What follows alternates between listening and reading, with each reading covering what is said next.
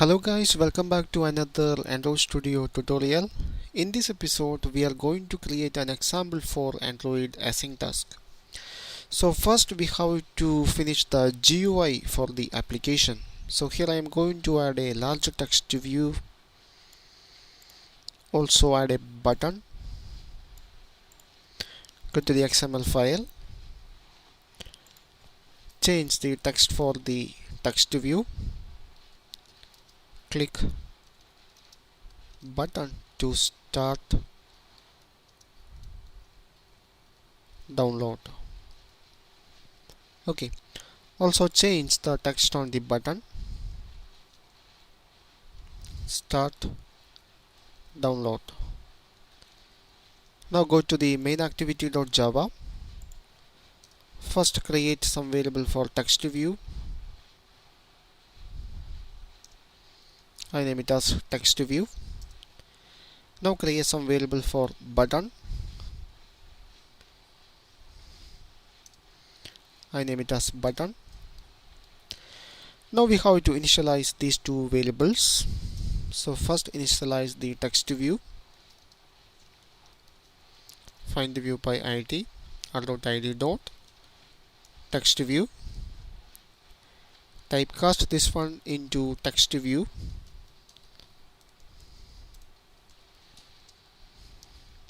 Okay. Also we have to initialize the button object. Button equal to find the view by id, r.id dot id is button, and typecast this one into button. Okay. Now here I am going to create an on-click listener for the button. So button dot set on-click listener.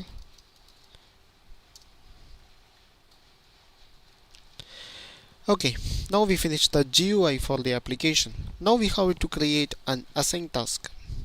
So here I am going to mimic a downloading process using some thread. So now I need to create an AsyncTask.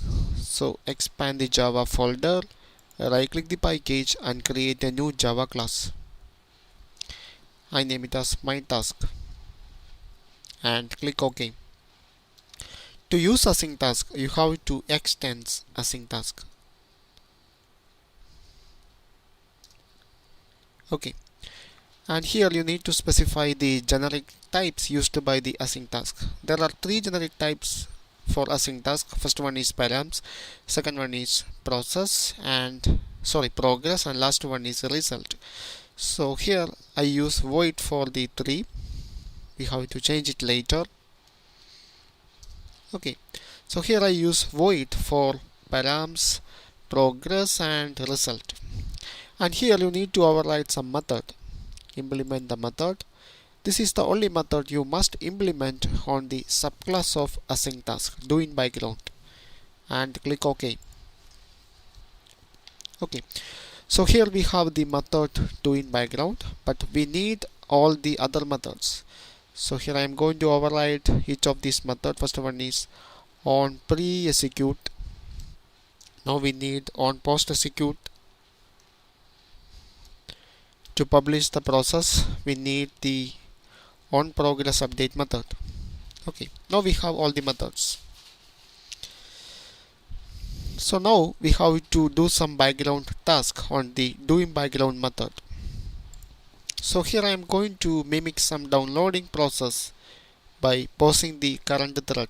So the doing background method will execute in a background thread.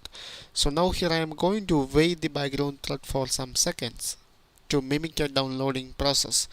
For that, here I declare some variables int I equal to 0 and specify some synchronized block.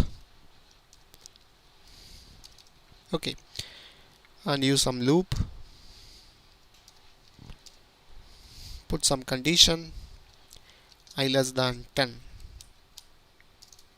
Okay, now I'm going to wait the current thread for some seconds, some milliseconds. I pause the current thread for 1500 milliseconds. Of course you need to put some try catch block here. Okay, and increment the value of I by 1. So this loop, this while loop will wait the current thread for 15 seconds. Okay, that is our background task. Now we have to publish this process on the main UI thread. For that we need some variables here. So here I am going to declare some variables. First we need a context variable. Second one, we need some text view variable. I name it as text view. Also we need some button. Okay, and here I need some progress bar for publish the process. So here I am going to use some here I am going to use the progress dialog. I name it as progress dialog. Okay, so we have to display a progress dialog on the main activity, so we can use the on pre-execute method for it. So this is the first method this is the first method invoked by the Android system whenever we start an async task. So in this method you can done the initial preparation for the async task. So here I need to initialize the progress dialog, new progress dialog, and pass the context object. Okay, now set some title for the progress dialog. Set title download in progress. Okay, now set some maximum size for the progress. Set max, I put it as 10. Now specify the current state, current progress. Set progress into 0. Now put some style for the progress dialog. Set progress style into progress dialog style horizontal. And finally make the progress dialog visible using show method. Okay, so now we have to call the publish progress method from the doing background method. So here I am going to call that method. So call the publish progress method and pass the value of I. Okay, so here we use some progress variable, and the type of the progress variable is integer here. So you have to change the generic types of the async task. So the second generic type will represent the type of the progress. Here the progress type is integer, so I have to change this one into integer. Okay, so whenever you call the publish progress method from the doing background method, that will invoke the on progress update method. So here you need to change this one into integer. Okay, there is no need of the super, I remove that one.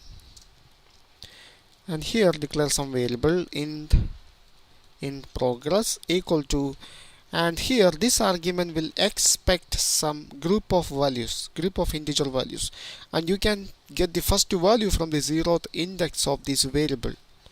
So values of 0. Okay, now we have to set the progress for the progress dialog. So progress dialog dot set progress into, use the variable progress. Okay, also make some changes on the text view. Set text into download in progress. Okay, so after finishing the job on the doing background method, we have to return some result. So here from the doing background method, after finishing the background job, here I am going to return some value. Here is a string value, download complete.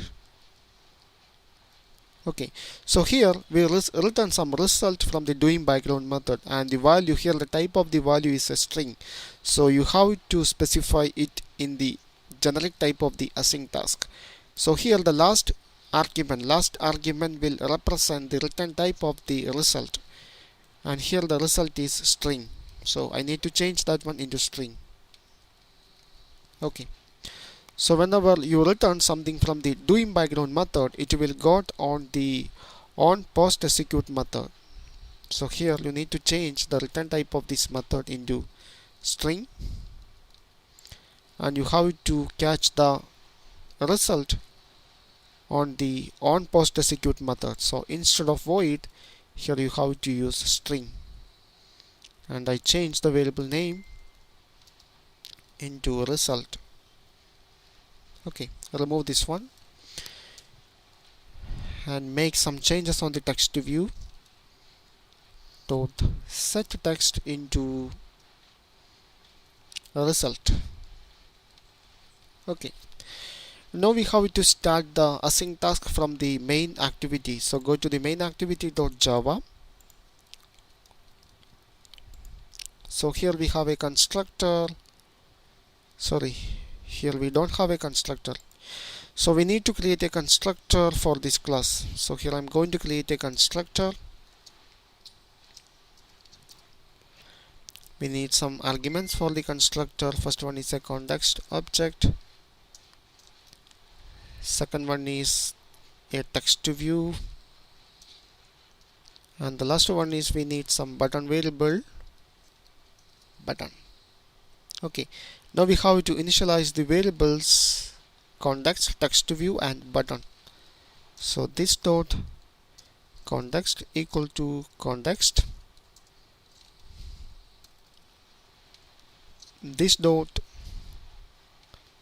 text view equal to text view, and this dot button equal to button. Okay, now we initialize all the variables. Now go to the main activity. So here you need to create an object of my task. So I create an object of my task. I name it as my task equal to new my task. First one is the context object. For that I use main activity dot this. Second one is the text view, and third one is the button. Okay, now we have to start the async task. So my task dot call the execute method.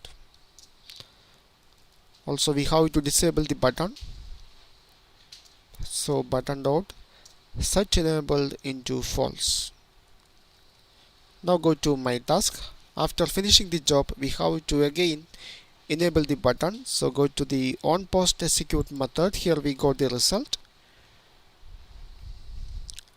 So now here I am going to enable the button.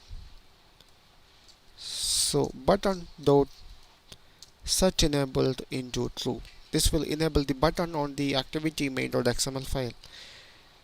Now we finish all the coding. Now we can check the application. Okay, after finishing the job, we need to do something more. We have to hide the progress dialog. So progress dialog dot call the hide method. Yeah, this will hide the progress dialog after finishing the job. Now we can check the application. So now I run the application. Okay, now we have the application available on a virtual device. Now here I am going to start the background task.